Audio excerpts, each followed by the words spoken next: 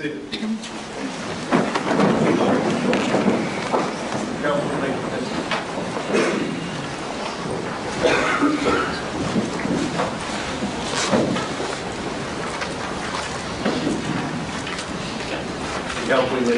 Oh, I'm sorry, sir, I did not hear you.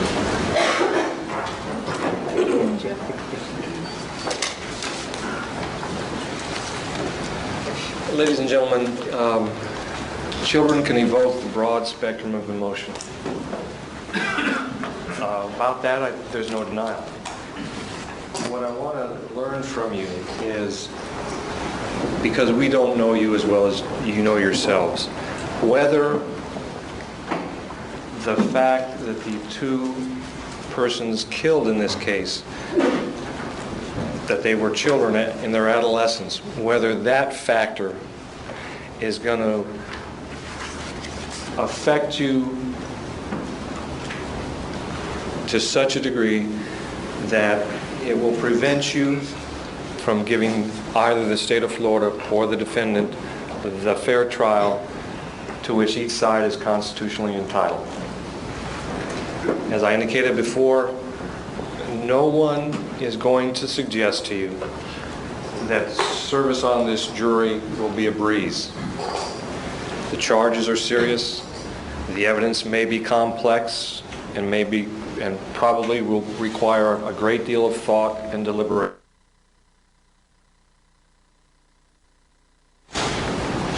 Is to go on your roll who feels that the fact that the two children, that the victims in this case were children, would affect you personally to such a degree that it will interfere with your ability to be a fair and impartial juror in this case. Is there anyone in the first row who will hold such an opinion? 18? I have a brother who turned 18 in December, and because I have a strained military family, because that's what caused my parents to get divorced, all I had was just my brother and my sister, and also have a younger half-brother who turns 5 next month. Is that fact going to prevent you from being a fair and impartial juror? Possibly, because due to my age, my youngest brother who turns 5, he's close enough to pretty much being my son. And would it cause, perhaps evoke such emotion that it would affect your ability to give Ms. Schenecker the fair trial? Possibly, because I don't even like the way my mother raises him. Okay. Thank you for your candor. Ma'am, number 22. Yeah, I mean, I just want to be fair in stating that I'm just not sure. I want to think that I could, be impartial, but this obviously is bringing up a lot of emotion, so Sir. I'll worry about it. And you've indicated you had children 2 and 6? Mm-hmm. Thank you, ma'am, for your candor. Is there anyone else in the first row that shares those type of feelings or emotions? Thank you. Let me go to Mr. Keck, excuse me, number 2. Tell us a bit about yourself. Well, I was born in Baltimore. I moved around a little bit. I was born in Baltimore, my dad moved us to Pennsylvania. I went to school in Philadelphia and got a degree in computer science there for 20 years. Moved down here about 7 years ago. I was married for 18 years. I got divorced about 3 years ago. I have a 17-year-old daughter who's going to graduate a year early from high school at the end of the month. She spends part of her time with her mother and part of her time with me. There's always, tension going on there. What else you need? What do you like to do in your spare time? I'm a voracious reader. I read almost constantly. I like to read, issues of politics, philosophy, religion, and non-religion, science especially. And of course, the typical computer science thing. Programmers are, always read science fiction and fantasy, so I read a lot of that. I like to kayak. I dabble in woodworking. I used to do martial arts. Have you ever served in the military, sir? No. My father did during the Korean War. Okay. Did he make a career of it? No. Do you have any close friends or family that are career military? No. Thank you, sir. Number 6. Yes. Tell us about yourself, please. I moved to Tampa in 1959. I grew up in Hyde Park in South Tampa. I've been a plumber for 47 years, a licensed contractor for 31 years, married to my second wife for 31 years. What else would you like to know? How far have you gone to school, sir? That's a problem. I don't have a very big formal education. I finished the 10th grade. Well, that's not really a problem for jury service at all, sir. I'm not making light of that. What would you like to do for hobbies, sir? My favorite thing to do is sit in my backyard. I've got an acre on the river. In South Tampa? No, out in Riverview. Oh, I okay. work in South Tampa. Okay. I live in Riverview. And it's on the water. I like to just sit down there and watch the water go by. Sir, have you any questions about any of the concepts we've talked about? Yes, I do. Please.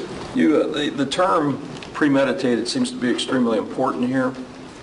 And I wonder if you could expand a little bit on that. You were referring to the amount of time that premeditated could be done in. Yes. If premeditated can be done in a few seconds, how can you ever have a non-premeditated murder? Well, let me answer it this way. Premeditation is the element of the crime that separates it from second-degree murder. Oh, okay. Or manslaughter. Okay, it's a killing with premeditation. Premeditation, of course, as I discussed, is a killing with premeditation. Is a killing after consciously deciding to do so. It's that conscious decision-making process that I was talking about in terms of the time. The law does not fix the amount of time that has to pass, meaning there's no equation imposed on the state between the formation of the intent to kill and the killing, just so long as it's a sufficient amount of time to allow for reflection. And my examples were designed to illustrate that reflection and the decision-making can take place very shortly or over the term of months. I understand. It's a fact-driven analysis. And as a juror and as a jury in the whole, you can look to the evidence, both direct and indirect, to determine what period of time was in play in any given case and whether the state has proved to you there was sufficient amount of time for reflection. Okay. Does that? That's better. Okay. Thank you, sir. Number 2, did you have... That's just awkward. Did you have any questions? I actually had a similar question to what Please. he just asked. Anything So else? well, you answered it. So. Okay. And I was thinking about the motive question that you were talking about. And you say that the state doesn't have to prove motive, and yet there have been things in the past recently that were all about motive. The Zimmerman thing, and that was all about why it happened as opposed to what. Well, I'm going to give you a lawyer's answer, which is honestly that, there are so many issues in that case that could draw us so far afield from what we need to talk about in this case. So I really don't want to overlay those facts upon what we're here to do today because of the complexity of the issues presented. Because that crime occurred in the state of Florida, the standard jury instructions would have been given there too. And those standard jury instructions would not have included motive. Now I say that not having read the instructions that was given the jury, but the same jury instructions are used throughout the entire state of Florida. Again,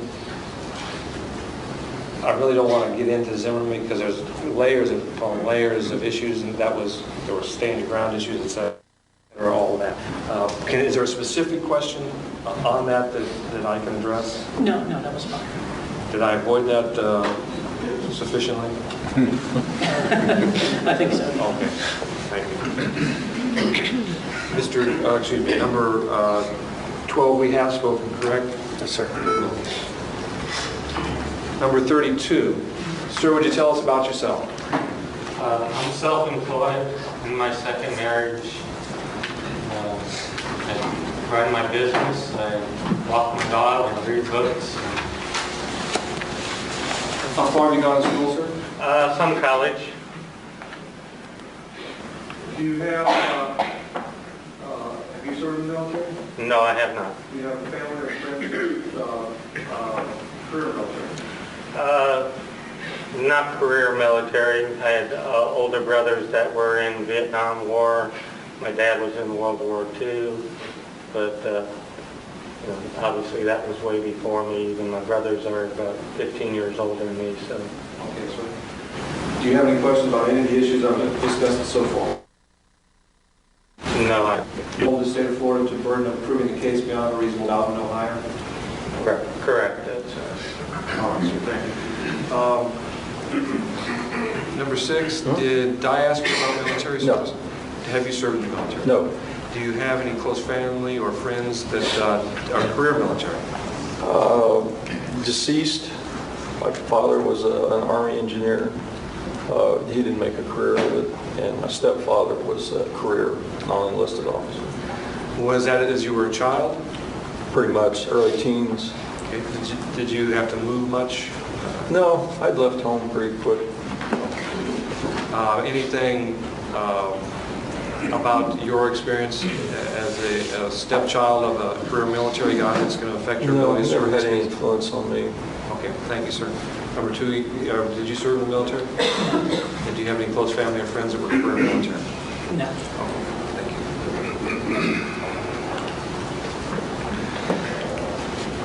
you. Number 34, sir. Could you tell us all about yourself, please? I'm from Atlantic City. After high school, I went to the Navy for about a year. Got on a discharge, medical discharge. Come back, started working for the local government. Been there ever since. As a hobby, I ride my motorcycle. I do a little biking. I go to the gym, do a little bowling, and read books from time to time. Okay, so how far have you gone to school, sir? Just high school. Okay, sir. Wife, kids? I'm married for 12 years, no kids. Okay. Do you have any questions about any of the concepts I've discussed so far, sir? No. Okay, sir. Number 30 is thank you. Oh, I'm sorry. Military service, you said you served in the Navy for a year? About a year. Do you have any family or close friends that are career military? Yes, I have a brother and my sister-in-law. They're both in the Army. Have you ever discussed with them the challenges of family life as a career military? Well, no.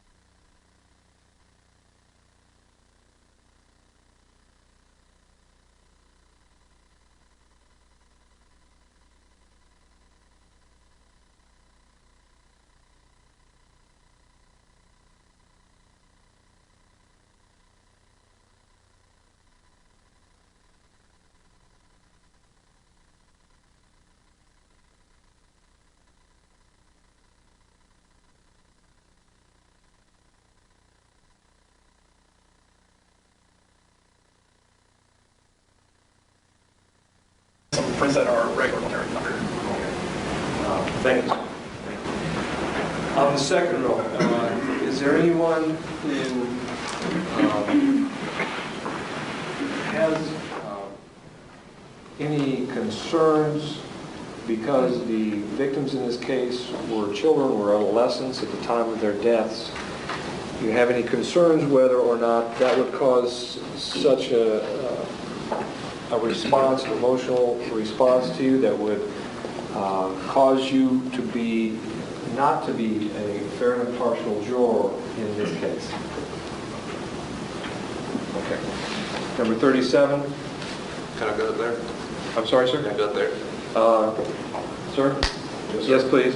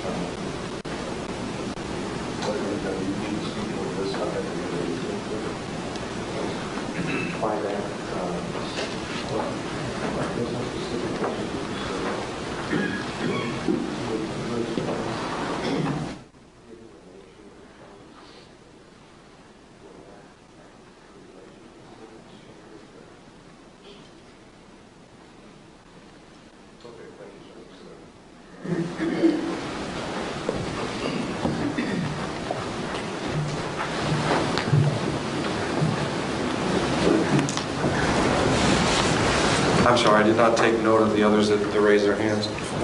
Number 40. Please tell us. I mean no disrespect or to dishonor our judicial process, but I know without a doubt I'm not impartial to this case. At the end of the day, the last place that children should have to look over their shoulder for is their parents. I do anything I take on the world for my kids. So I already know there's no defense that would justify that situation, and I do apologize, but I just already know that I'm impartial to this. Sir, no apologies are necessary. We ask for your candor, and we appreciate you. No, but I don't want to disrespect the. Yes, sir. And this may seem an illogical question from what you said, but I have to follow up with it. Is your opinion such that you would be unable to give the Schenecker a fair trial? Absolutely. Thank you, sir. Ma'am, number 41, tell us about your feelings in that regard. Well, I'm a former elementary teacher. I have a BS degree in education. A little louder for us, ma'am. Oh, certainly. I'm a former elementary teacher. I have a BS degree in elementary education. I am currently volunteering with children. Children are my passion. My husband's in sports management. My 28-year-old son is a police officer. Children are my passion. I love children. And I will help them as long as I am here. That being said, and again, I know my questions that are follow-up were illogical, saying based on what you said, and maybe obvious, but will your involvement and your concern for children cause you to not be a fair and impartial juror in this case? Yes, sir. Thank you. Anyone else on that row? I'm sorry, sir, number 44. Thank you. Please tell me your thoughts in that regard. Crimes against children, against animals, I always take to heart more personally, maybe a little bit less logical, in coming to my conclusion as to how flexible I would be at hearing any evidence, because I just look at them as more innocent, and, like gentlemen, your parents are your nurturers, they're your providers, they're the last person that should be causing any harm. And so I find it difficult to be reasonable and be more open-minded in a situation such as this. Is that difficulty going to rise to the degree where you would not be a fair and impartial juror in this case? Yes, sir. Thank you for your candor, sir. Did I miss anyone else on the row? Number 60, sir. The fact that it was her children, that infuriates me. I have a hard time even understanding how somebody could do that. Is that emotional response such that it would prevent you from giving Ms. Schenecker a fair trial? Yes, sir. Thank you for your candor, sir. Was there anyone else? Number 68. Yes, sir. I'm married, have no children. However, I worked for about a decade as a private investigator. Part of that time was spent doing missing children cases. That fact, and the fact the last 2 days I've been bombarded in my workplace with circumstances, I don't feel as I can be impartial. Thank you, sir. I appreciate your candor. You're number 68. Was there anyone else in the second row that I did not address?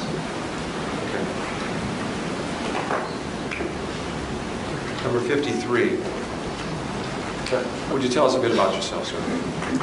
Yes, from Cleveland, Ohio. I've been in Florida since 1978. Graduated high school in 1988. Just going to work. Been in electronics for a number of years. Got laid off. Went to truck driving school. Got my Class A. That didn't really work out for me. So now I drive a bus for Heart here in Tampa. And I have an 11-year-old daughter, and I pretty much just like hanging out with her. I'm a big kid, so I do stupid things, or do stupid little games, get on the floor, whatever. Well, she's getting a little too big for that now, but play video games with her. That's about it. Have you been in the military, sir? No, sir. Do you have any family or close friends that have served in a career military? My uncle, but that was a number of years ago, Korean War. Do you have any questions about any of the concepts I've discussed so far about the case or about the law? No, sir. Would you hold the state to the burden of proving the case beyond a reasonable doubt in Ohio? Say that again, sir? Yes, sir. Would you hold the state to the burden of proving the case to beyond an exclusion of a reasonable doubt and not hold us to any higher standard, like beyond a shadow of a doubt or any that kind of stuff, ECMT? Thank you. Mr. 50, I'm sorry, Mr. 57. Number 57, sir, tell us about yourself. I'm single. I've worked for the same company for 45 years, industrial supply business. I was always an avid runner and cyclist until back issues that kind of stopped that. I spent a lot of my spare time fishing on my boat. How far did you go in school, sir? High school education. Did you serve in the military? I did not. Do you have any family or close friends who are career military? Do you have any questions about any of the legal concepts we've spoken about so far? You've been with us a few days and seen these benches, sat on these benches, and sat outside for a while. If you're selected as a juror, the seats would be much like what you see over here. And the reason I point that out is to ask you whether you've had any difficulties with your back as a result of the long sitting. My service incurs extraneous exercise. No. Okay. All right. Only, okay, thank you. Yeah. All right. Number 62. Sir, tell us about yourself, please. I was born in Wisconsin. I spent 4 years in the United States Air Force. I've been working at the United States Postal Service since 1980. I'm married with 2 children. I like to cook, I like to exercise, I like to garden.